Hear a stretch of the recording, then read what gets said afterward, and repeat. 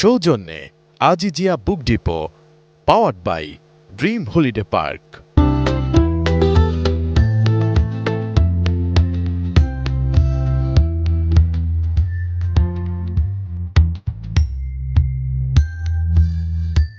প্রিয় দর্শক, Azizia Book Depot নিবেদিত এবং powered by Dream Holiday Park ছাড়পত্র অনুষ্ঠানে আপনাদের সকলকে স্বাগত জানাই।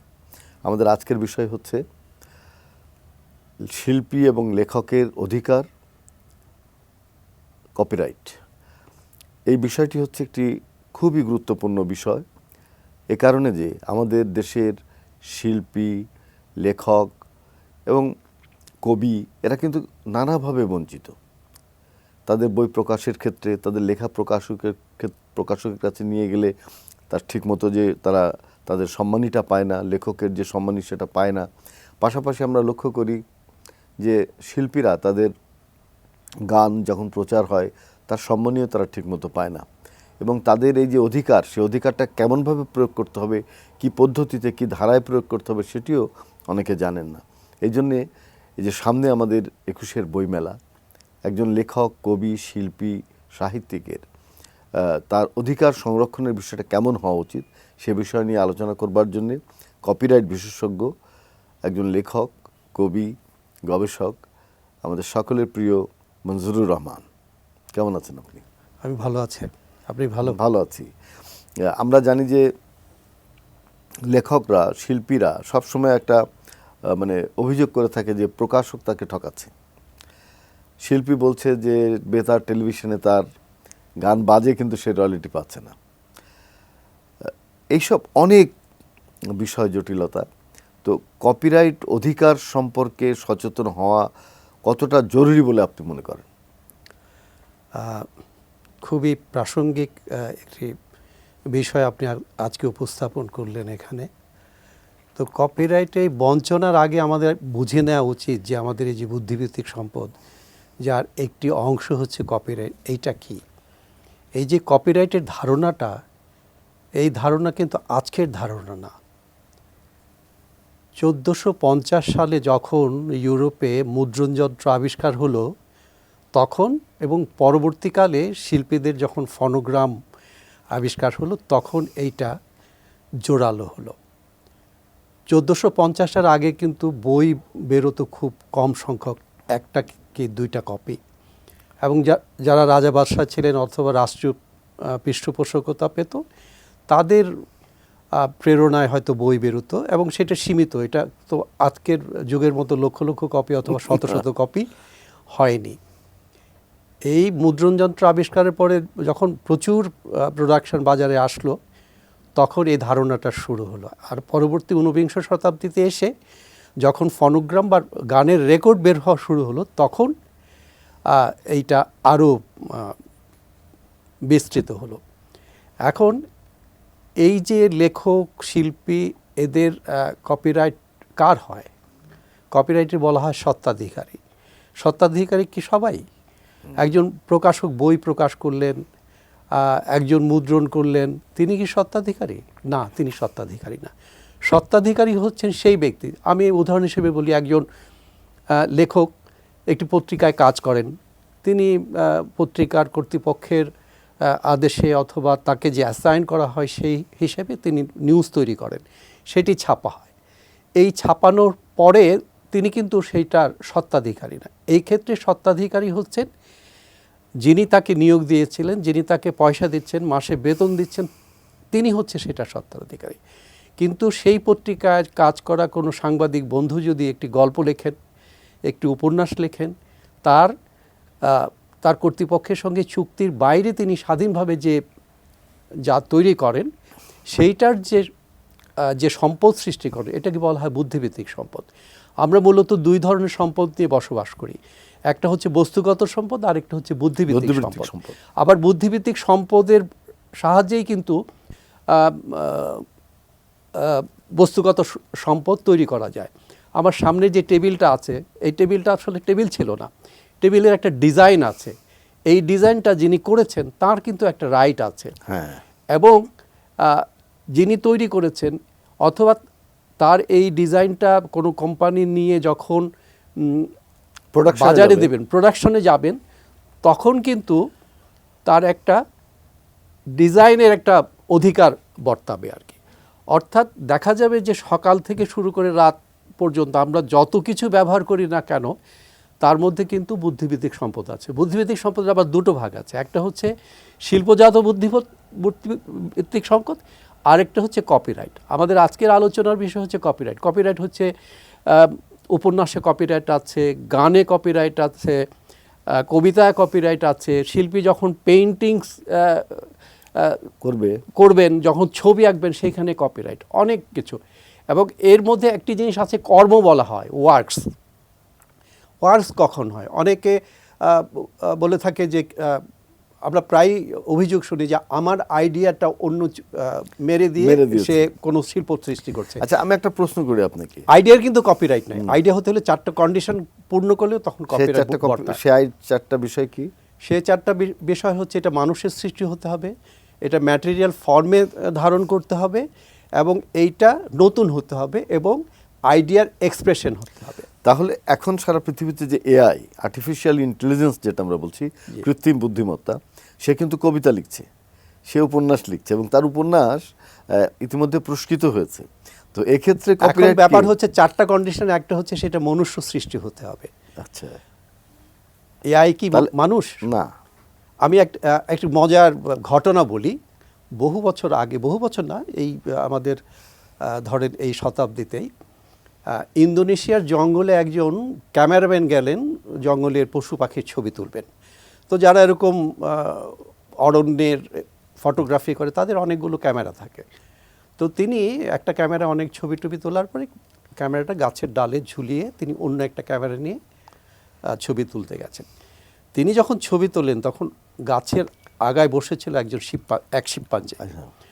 তো যখন ক্যামেরাটা রাখা হলো গাছের ডালে, শিম্পাঞ্জি লাফ দিয়ে এসে ক্যামেরাটা নিয়ে, সে ওই ক্যামেরাম্যান যা করেছিল তিনি ওরকম কিছু মানে ফ্লাশ করলেন। পরবর্তী অনেক কষ্টে সেই ক্যামেরা আবার ফেরত পেলেন। ক্যামেরাম্যানের যখন হাতে গেল, তখন দেখা গেল যে ওখানে শিম্পাঞ্জির বেশ কিছু সেলফি আছে। আচ্ছা। তো তিনি জঙ্গল থেকে যখন বেরিয়ে আসলেন, পরবর্তী সময় তিনি প্রফেশনাল ফটোগ্রাফার, তিনি এগুলো মিডিয়াতে দিলেন, পত্রিকা দিলেন, ছাপা হলো। তখন একটি প্রশ্ন দাঁড়ালো যে এই যে শিম্পাঞ্জির সেলফি, এর কপিরাইট কার? কেউ বলল যে এটি শিম্পাঞ্জির নিজের, কেউ বললেন না, শিম্পাঞ্জির তো ক্যামেরা নেই, ফটোগ্রাফারের ক্যামেরা, সুতরাং ফটোগ্রাফারের। এইটা নিয়ে আমেরিকার কোর্টে 10 বছর মামলা হয়েছে। 10 বছর মামলার পরে এটা সাব্যস্ত হয়েছে যে এই ফটোগুলোর কপিরাইট কারো না। কারণ একটি 4 বছরের শিশু যদি সেটা তুলতো, তাহলে কিন্তু তার কপিরাইট হতো। যে কারণটা হচ্ছে যে কপিরাইট হতে হলে অবশ্যই মনুষ্য সৃষ্টি হতে হবে। শিম্পাঞ্জি তো মানুষ না, সুতরাং তার কোনো কপিরাইট হবে না। একইভাবে আপনি যে কথাটা বললেন, সেটা তো যন্ত্র অথবা প্রযুক্তির অবদান, সুতরাং ওইখানে কপিরাইট এখনো স্বীকৃতি পায়নি। আমাদের বইমেলাতে যখন বই প্রকাশ হচ্ছে, অসংখ্য বই বেরোচ্ছে, এই বইগুলো কোনো চুক্তি হচ্ছে না, অনেক ক্ষেত্রে চুক্তি হচ্ছে না, অধিকাংশ ক্ষেত্রেই।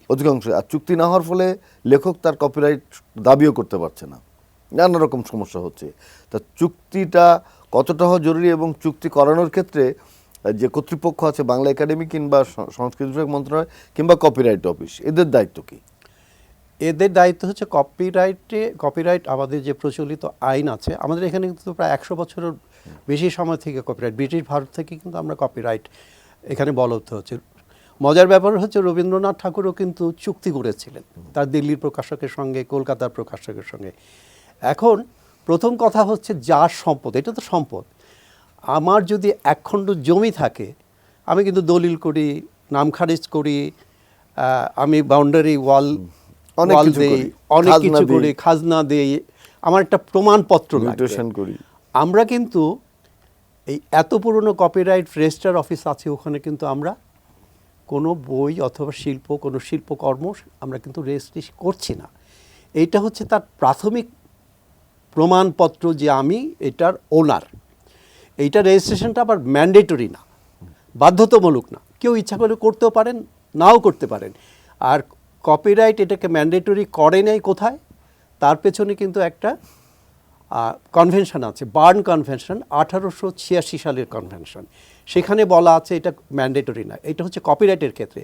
কিন্তু শিল্পজাত বুদ্ধিভিত্তিক সম্পদ, আপনি একটি ট্রেডমার্ক ব্যবহার করবেন, আপনি এমনি পারবেন না। ট্রেডমার্ক কিন্তু ট্রেডমার্ক অফিসে রেজিস্ট্রেশন করতে হবে। আপনাকে টেবিলের নকশা অথবা টেলিভিশনের যে নকশা সেটা কিন্তু রেজিস্ট্রেশন করতে হবে। অর্থাৎ এই দুটো বুদ্ধিভিত্তিক সম্পদের মধ্যে বেসিক পার্থক্য হচ্ছে একটা রেজিস্ট্রেশন ছাড়া বাজারে আসবে না, আরেকটা অটোমেটিক রেজিস্ট্রেশন ধরে দেবে। আপনি লালনের কোনো রেজিস্ট্রেশন নাই, রবীন্দ্রনাথের রেজিস্ট্রেশন নাই, কাজী নজরুলের কোনো রেজিস্ট্রেশন নাই, শাহ আব্দুল করিমের কোনো রেজিস্ট্রেশন নাই। ওটা ধরেই না হয় যখন তৈরি হবে সেটা অটো রেজিস্ট্রেশন হয়ে যাবে। তবে প্রামাণিক দলিলের জন্য আপনি এটা ইচ্ছা করলে করতে পারেন, না করলেও কিছু আছে যায় না, কিন্তু আপনাকে প্রমাণ করার জন্য আনুষঙ্গিক বিষয়গুলো সেটা বলতে হবে। আপনারা দেখছেন আজিজিয়া বুক ডিপো নিবেদিত এবং Dream powered by Dream Holiday Park ছাড়পত্র অনুষ্ঠান। আমরা যাচ্ছি বিরতিতে, আশা করছি থাকবেন আমাদের সঙ্গে।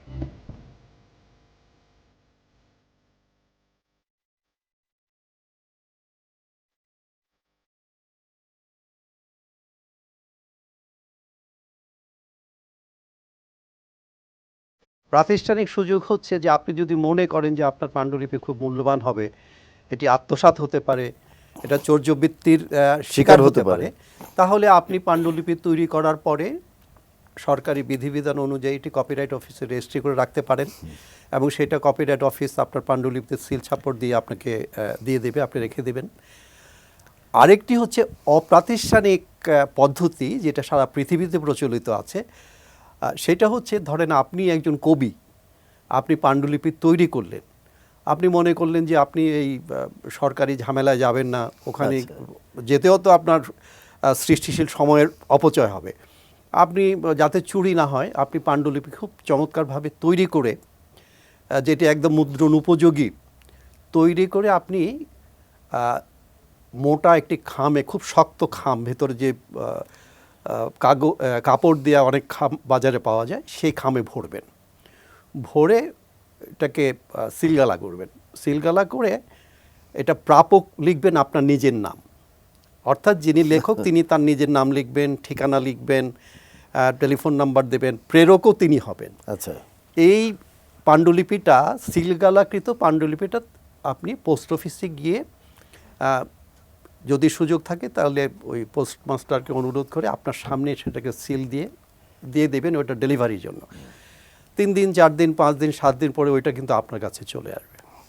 আপনি খুব যত্ন সহকারে অলংকার যেমন সিন্ধুকে অথবা আলমিরা রেখে দেন, আপনার পাণ্ডুলিপি তো আপনি নিরাপদ স্থানে রেখে দেবেন। আপনি হয়তো কোনো কারণে অলরেডি পাণ্ডুলিপি দিয়েছেন কোনো প্রকাশকের কাছে, তো প্রকাশক হয়তো কোনো কারণে, বাস্তব কারণে ছাপতে নাও পারে, আর্থিক সঙ্গতি নাই, ছাপার মেশিন খারাপ হয়ে গেছে, অথবা কাগজ বাজারে নাই, কোনো কারণে সংকট দেখা দিয়েছে, তিনি হয়তো ছাপলেন না, আপনাকে বললো যে ভাই আমি এই মুহূর্তে ছাপতে পারছি না, সময় হলে ছাপবো।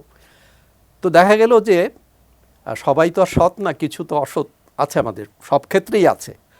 দেখলেন যে আপনাকে অ্যাভয়েড করার পরে অনেক দিন তিনি পাণ্ডুলিপি আর ছাপছেন না। এরকম বহু পাণ্ডুলিপি আমাদের নিখোঁজ হয়ে গেছে এবং আমাদের সরকারি বড় বড় প্রতিষ্ঠান থেকে পাণ্ডুলিপি, আমার ফ্যামিলি, আমার গ্র্যান্ডফাদার লেখক ছিলেন, তার পাণ্ডুলিপির অর্ধেকই আমরা পাই নাই মুক্তিযুদ্ধের আগে। পরবর্তী সময় সেগুলো ক্ষতিগ্রস্ত হয়েছে মর্মে আমরা জানতে পারি। কিন্তু দেখলেন আপনার সেই পাণ্ডুলিপি অন্য একজন লেখকের নামে অথবা অন্য নামে সেই পাণ্ডুলিপি চেপে কোথাও বেরিয়ে গেছে, তখন আপনি কি করবেন? তখন আপনাকে আদালতের শরণাপন্ন হতে হবে। প্রমাণ কি? প্রমাণের জন্য আপনি যেহেতু রেজিস্ট্রেশন করেন নাই, কোর্ট প্রথমেই বলবে আপনি কি রেজিস্ট্রি করেছিলেন, রেজিস্ট্রেশন যদি হয়ে থাকে সেই পাণ্ডুলিপি কোথায়, অথবা সেই রেজিস্ট্রেশনের একটা সার্টিফিকেট তো আপনার পাবার কথা, সেইটাও নাই। আপনি তখন বলবেন যে আদালত, মাননীয় আদালত, আমার কাছে প্রমাণ আছে। কি প্রমাণ আছে? যে আমার পাণ্ডুলিপি আমার কাছে আমি পোস্ট অফিসের মাধ্যমে সিল ছাপড় সহ সংরক্ষণ করেছিলাম। এইটা আপনি কিন্তু সেই খামটা খুলবেন না কোনোদিন, আদালত সেটা আদালত নিজে খুলবে, অথবা যারা বিচার করতে বসছেন কপিরাইট বোর্ডও যদি সেটা বোর্ডেও যায়, তারা যখন সেটা প্রমাণ চাইবে তারা খুলে দেখবে যে আপনি কত তারিখে কোথায়, ওই সিলের মধ্যে তো। কারণ যিনি আপনার বই প্রকাশ করেন, কারণ আপনার প্রকাশক তো জানে না, অথবা আপনার কোনো বন্ধু যিনি মেরে দিয়েছেন তিনি তো জানেন যে আপনি কত তারিখে পোস্ট অফিসে আপনার পাণ্ডুলিপি। আপনি তো আর জানেন যে একটা ঘটনা ঘটেছিল নজরুল ইনস্টিটিউটে, যে ঢাকা বিশ্ববিদ্যালয়ের একজন অধ্যাপকের বই নজরুল ইনস্টিটিউট থেকে বা সেই বই আর একজন নিজের নামে চেপে দিয়েছে, সেটা মামলা হয়েছে, এখনো পর্যন্ত জানি না যে কি অবস্থা। এরকম ঘটনা এরকম ঘটনা এটা আমাদের দেশে এই প্র্যাকটিসটা এখনো শুরু হয় নাই, কিন্তু উন্নত দেশগুলোতে এই সতর্কতামূলক বিষয়গুলো আছে। আর একটা যে সবচেয়ে বড় বিষয় আমাদের লেখক এবং কবি সাহিত্যিক জন্য, যে কপিরাইটটা কি তারা জানে না, তার অধিকারটা সে জানে না। সেক্ষেত্রে প্রকাশক নিজের সমস্ত রকম স্বাধীনতা না, যে আমার বই সে বলছে 200 কপি ছাপা হয়েছে, কিন্তু আমি তো জানি না সে কত কপি ছেপেছে। এর বিষয়টা কিভাবে? এই বিষয়টা হচ্ছে যে প্রথম কথা হচ্ছে আপনি যখন প্রকাশককে পাণ্ডুলিপি দেবেন চুক্তি করবেন। দ্বিতীয় কথা হচ্ছে চুক্তি অনুযায়ী তিনি গ্রন্থ ছাপলেন কিনা সেটা ছাপার পরে, বাইন্ডিংয়ের পরে দেখার অধিকার আপনার আছে। আমাদের আইনে নাই, কিন্তু সুইডেনের আইনে একটি চমৎকার ক্লজ আছে, সেখানে ওই সমস্ত দেশে কিন্তু প্রকাশক এবং প্রিন্টারের আলাদা। মানে আপনি প্রকাশকের সঙ্গে চুক্তি করলেন, প্রকাশক তৃতীয় একজন মুদ্রণকারীকে দিলেন যে তুমি এত কপি, সেও চুক্তি করবে যে এত কপি এত তারিখের মধ্যে এই কাগজে এই বাইন্ডিংয়ে এইভাবে চেপে আমাকে দাও। এবং সেইটা যখন ছাপানো হবে, ডেলিভারি হবে, তখন লেখক এবং প্রকাশক একসঙ্গে থাকবে এবং সেটা গোডাউনে ঢুকবে এবং বছরে 2 বার আবার ফিজিক্যাল ভেরিফিকেশন হবে, এবং যত কপি বাজারে চলে যাচ্ছে অবশিষ্টগুলো তো গোডাউনে থাকবে, বাকি যা হচ্ছে সেই চুক্তি অনুযায়ী রয়্যালটি আপনাকে দেওয়ার কথা। এই সিস্টেমটা যদি আমরা করতে পারি তাহলে কোনো প্রকাশক অতিরিক্ত বই ছাপতে পারবেন না। আর কপিরাইট শুধু লেখকের যে তাও না, প্রকাশকেরও একটা রাইট আছে ওখানে। আপনি ইচ্ছা করলে আজকে বইটা খুব ভালো চলছে, কালকেই কিন্তু প্রকাশকের সঙ্গে চুক্তির বরখেলাপ করে অন্য আরেকজনকে আপনাকে দিয়ে দিতে পারেন না। হ্যাঁ, এবং শিল্পীদের লেখকদের যে চুক্তি হয়, চুক্তিও কিন্তু একটা মেয়াদ উল্লেখ করতে হয়, সেটা হচ্ছে 5 বছর। যদি উল্লেখ না থাকে তাহলে 5 বছর পরে এই চুক্তি আর চুক্তি থাকবে না। আচ্ছা, এই যে বাংলা একাডেমি এলেই, বইমেলে এলেই নানা রকম ভুল বানান, ভুল বাক্য, মানে এডিটিং ছাড়া অনেক বই বেরোচ্ছে, এবং এইসব বইয়ের তেমন কোনো মানে মূল্য নেই, কিন্তু বই বেরোচ্ছে। তো আমাদের কি কপিরাইটে এরকম কিছু আছে যে একজন প্রকাশককে একটি ভালো বই প্রকাশ করতে হবে, মানে লেখককে ঠকানো যাবে না, এই ধরনের কোনো বিধান আছে কিনা, যে একটা প্রকাশকের দায়িত্ব কি? প্রকাশকের দায়িত্ব হচ্ছে তিনি পাণ্ডুলিপি পেলেই ছাপবেন না। পাণ্ডুলিপি তিনি এখন যেটা হচ্ছে আমাদের দেশে ছিল, এখন কিন্তু অনেক পাবলিশার কিন্তু তাদের এডিটর নিয়োগ করেন। তারপরে ওই ভুল বানানের কথা বললেন, সেটা দেখার জন্য প্রফেশনাল পৃথিবীর অন্যান্য দেশে আছে প্রকাশক, আমাদেরও আছে, আমাদের যে নাই, আমাদের বেশ বড় বড় পাবলিকেশন আছে যারা নির্ভুল বই ছাপার চেষ্টা করে। তারপর হয়তো মনের অজান্তে চোখের আড়ালে কিছু ভুল হতেই পারে।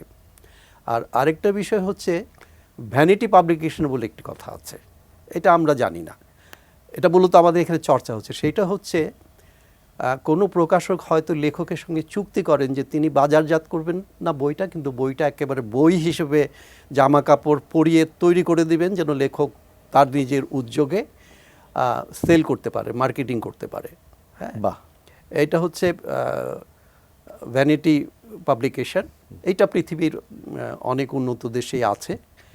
তো এই ক্ষেত্রে আমাদের এখানে মাঝে মধ্যে শুনি আর কি, যেহেতু কপিরাইট নিয়ে দীর্ঘদিন থেকে কাজ করছে, অনেকে বলেন যে আমার সঙ্গে চুক্তি ছিল 500 বই ছেপে দেওয়ার, কিন্তু তিনি তো মাঝখানে আরো 250 কপি ছেপে সরকারের ঘরে দিয়েছেন, মানে তিনি সেটা যেভাবে হোক সেল করে সেখান থেকে লাভবান হচ্ছে। তো আমরা একদম শেষে চলে এসেছি। একটি কথা বলে নেই, এই কপিরাইট চুক্তিটা কিন্তু শুধু লেখকের স্বার্থেই না, প্রকাশকের স্বার্থে এটা স্বার্থ বটে। তো এখন 21শে বইমেলার সামনে রেখে যখন বই প্রকাশ ইতিমধ্যে তোড়জোড় শুরু হয়ে গেছে, বাংলা একাডেমি কাজও শুরু করে দিয়েছে, তো লেখক এবং শিল্পীদের উদ্দেশ্যে এক কথায় যদি আপনি কিছু বলেন। লেখক এবং শিল্পীদের প্রতি আমার যেটি পরামর্শ বা অনুরোধ, সেটা হচ্ছে আপনার বস্তুগত সম্পদ যেমন মূল্যবান, দামি দামি সম্পদ, আপনার মেধা থেকে জাত, এটি আপনি সন্তানের মতো মূল্যবান। আপনি এটা হেলাফেলা করবেন না। আপনি প্রয়োজন হলে 2 বছর অপেক্ষা করবেন, দেখবেন যে আপনি লিখতে লিখতে যখন পরিপূর্ণ লেখক হবেন তখন কিন্তু যখন নন্দিত নরকে বেরিয়েছিল হুমায়ুন আহমেদ, তখন তিনি জানতেন না যে তিনি একসময় বেস্ট সেলার হয়ে যাবেন। তো আপনি যে বেস্ট সেলার হবেন না, আপনার ভেতরে যে বারুদ আছে সেটা যে বিস্ফোরিত হবে এটি তো আপনি জানেন না। সুতরাং হেলাফেলা করে কম দামা প্রকাশকের হাতে পায়ে ধরে বই বের করার কোনো প্রয়োজন নেই। আপনি পড়েন, আরও লেখেন, লিখতে লিখতে কণ্ঠশিল্পী যেমন প্রতিদিন সকালে কণ্ঠের চর্চা করে, যিনি ছবি আঁকেন তিনি যেমন পেন্সিলে স্কেচ করেন, আপনিও লিখে যান, শব্দের পর শব্দ সাজান, তাহলে একদিন নিশ্চয়ই আপনিও অনেক বড় এবং লেখকরা বাধ্য হবে যে আপনার প্রকাশকরা বাধ্য হবে যে আপনার সঙ্গে আপনার কাছে, আপনি যাবেন না, প্রকাশকই আপনার দরজায় আসবে। চুক্তি করে আমরা তো জানি কোন প্রকাশক কার কাছে কখন গেছেন। হ্যাঁ, সেই সুতরাং আর অর্থ উপার্জনই সবচেয়ে বড় কথা না। আপনার বই 5 বছর, পৃথিবীর বহু লেখকের লেখাই ছাপার পরেও বিক্রি হয়নি এবং পরবর্তী বই প্রকাশক ছাপতে পারেনি, কিন্তু অনেক দিন পরে দেখা গেল যে আবার প্রকাশক তার কাছে পাণ্ডুলিপি নেওয়ার জন্য এসে হাজির হচ্ছে। আমাদের হোর্হে লুইস বোর্হেসের ক্ষেত্রে হয়েছে, বড় বড় লেখকদের ক্ষেত্রে। এটা আমরা জানি, যারা আমরা পৃথিবীর ইতিহাস জানি, আমরা সেগুলো। কিন্তু আমাদের দেশে কপিরাইট আইনটা লেখক প্রকাশকরা সবার জন্যই খুবই প্রয়োজন, তারা যেন সেটা প্রতিপালন করে। 2023-এ সংশোধিত আইন বেরিয়েছে, এখানে অনেক নতুন নতুন বিষয় যুক্ত হয়েছে, যেটি আজকে হয়তো আমরা আলোচনা করতে পারিনি, ভবিষ্যতে আলোচনা করব। আমরা বইমেলা চলাকালীন সময় দেখা যাক আরেকটা করতে পারি কিনা। আজকে আপনি অসম্ভব একটা গুরুত্বপূর্ণ, একটা অসাধারণ গুরুত্বপূর্ণ বিষয় নিয়ে আলোচনা করলেন, যেটি আমাদের লেখক, প্রকাশক, শিল্পী, সাহিত্যিক সবার জন্য খুব দরকার। এমন টেলিভিশন বেতারের যারা কাজ করছেন তাদের একটা রাইট আছে, ব্রডকাস্টার রাইট, যেটা হচ্ছে আনুষঙ্গিক অধিকার বা রিলেটেড রাইট বলে, সেটা নিয়ে আলোচনা করা যেতে পারে। সেই সবগুলো সচেতন হওয়া দরকার, কারণ আমরা একটা উন্নত পৃথিবীর সঙ্গে যুক্ত হতে যাচ্ছি। আমাদের অর্থনৈতিক উন্নয়ন হচ্ছে, আমাদের মেধাস্বত্ব কিভাবে সংরক্ষিত হবে সেটা আমাদের জানা খুব দরকার। আপনাকে অনেক ধন্যবাদ প্রিয় দর্শক। আজিজিয়া বুক ডিপো নিবেদিত এবং powered by Dream Holiday Park ছাড়পত্র অনুষ্ঠান আপনারা এতক্ষণ দেখলেন। আমরা আমাদের লেখক, শিল্পী, সাহিত্যিক, বুদ্ধিজীবীদের যে অধিকার, তাদের যে লেখার যে অধিকার, তাদের সত্ত্বের যে অধিকার, সেটা কীভাবে প্রতিপালিত হবে, কিভাবে তার আইনটি প্রয়োগ করবেন, কিভাবে তিনি ঠকবেন না, কিভাবে অন্যের কাছ থেকে প্রতারিত হবে না, সেই বিষয়টি জানা খুব জরুরি। আমরা সেটি একটি অল্প পরিসরে আজকে আলোচনা করেছি। আশা করছি আগামীতে আরও এই বিষয় নিয়ে বিশদ আলোচনা করা যাবে। আপনারা সবাই ভালো থাকবেন, সুস্থ থাকবেন। সৌজন্যে Azizia Book Depot, powered by Dream Holiday park.